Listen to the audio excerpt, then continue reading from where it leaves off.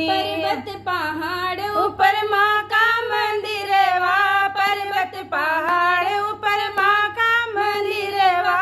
लाल ध्वजा फहरानी रही, जग माँ दुर्गा महारानी रही, जग माँ दुर्गा महारानी रही, जग माँ दुर्गा अंधे महारानी। को आँख दिया कोढ़ी को काया, अंधे को आँख दिया कोढ़ी को काया।